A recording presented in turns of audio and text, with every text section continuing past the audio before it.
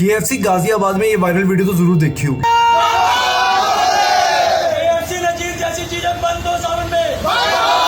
ये हिंदू गूंज चाहते हैं कि KFC नॉनवेज बेचना बंद कर दे सावन के महीने में। तो क्या मैं एज अ वीगन जो एनिमल लिबरेशन एनिमल राइट्स की बात करता है वो इस चीज को सपोर्ट करता है? नहीं, क्योंकि हम जानवरों की बात करते हैं, पर इनके झंडे और नारों में एक बारी भी आपको जानवर की बात नहीं दिखेगी।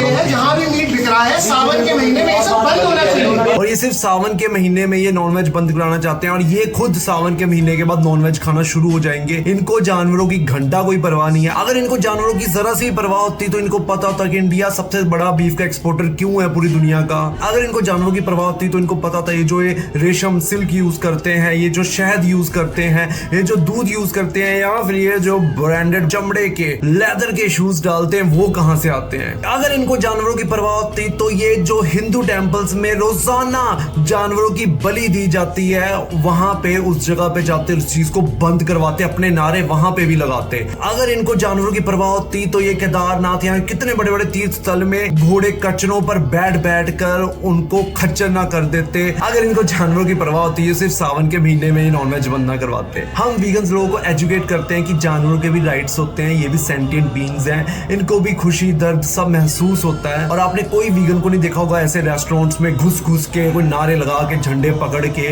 लोगों को डरा धमका के ये चीज करे, क्योंकि ये डराना धमकाने वाला जो गुंडागर्दी है कल को रमजान के महीने में मुसलमान भी करेंगे। फिर आपके हिंदू रेस्टोरेंट्स को बंद करवाएंगे शाम तक कि भैया हम नहीं कुछ खा रहे तो कोई भी नहीं कुछ खाएगा। और मुझे ये समझ नहीं आता ये सिर्फ क्या एक महीने के लिए भगवान एक्टिव हो जाते हैं कि ओ एक मिनट तुम नॉनवेज खा रहे हो, okay I am seeing you in this Sawan का महीना, और बाकी सारा साल चाहे नॉनवेज खाओ, चाहे जानवरों को एंटरटेनमेंट का सोर्स मानो, या चाहे जानवरों को पहनो अपनी बॉडी पर, चाहे जानवरों पर खुद बैठ जाओ, तब क्या भगवान कुछ नहीं देख रहा होता है? और खुद के धर्म के टेम्पल्स गुरुद्वारे या मंदिरों में या मस्जिदों में या चर्चों में जानवरों की बलि दी जाए, वहां जानवरों के साथ बुरा हो, वहां कुछ नहीं है, पर दूसरे के धर्म में हो जाए तो वहां दिक्कत आ जाती है। ये हिंदू गूंज अगर जानवरों की थोड़ी सी परवाह करते तो सबसे ज्यादा गाय भैंस की परवाह करते और दूध पीना बंद करते, क्योंकि इनको लगता है वो गाय भैंस का दूध पीने से वो जो घर पे इनकी मिठाई दूध या दूध की बनी चीजें आती हैं उसके बाद वो जो गाय भैंस है वो तो अमर हो जाती है, उसका तो कुछ होता ही नहीं है। इनको ये आइडिया तक नहीं है करोड़ों टन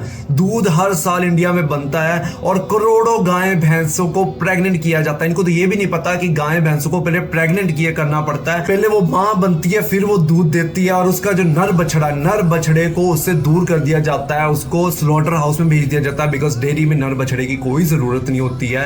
और फिर जब वो गाय भैंस हर साल प्रेग्नेंट हो के जब दम तोड़ देती है, जब बूढ़ी हो जाती है, तब उसको निकाल देते हैं और वो फिर रही होती है इधर उधर, धक्के खा रही थी, प्लास्टिक खा रही थी, और भैंसों को तो स्लॉटर हाउस में भेज देते हैं क्योंकि इंडिया में ये लीगल है। भैंस हो गई बछड़ा तो वो आगे जाके दूध देने लग गई, पर अगर उसको नर बछड़ा पैदा हो गया उसका क्या करते हैं? वो बेच दिया जाता है ये कसाई को, वो उसको हटाना पड़ता है उसको तो कसाई खाने। हाँ वो तो हटाने पड़ता है, पड़ा इसका जो होता है ना उसको हटाना पड़ता है। पड़वा व्यापारी लोग आते हैं वो खरीद ले जाते हैं, ये कसाई लोग। हाँ इसलिए इंडिया लीडिंग बीफ एक्सपोर्टर है पूरी दुनिया का। इंडिया में 8 करोड़ 17 लाख हर साल का डेयरी की वजह से गाय की प्रजातियां मरती है। Yes we vegans are against animal exploitation, पर हम लोगों को एजुकेट करते हैं कि आप उनका भी दुख समझो, उनके भी पर्सपेक्टिव से देखो। पर ये एजुकेट वर्ड ना किसी भी धर्म के गुंडे के आसपास भी नहीं मिलेगा।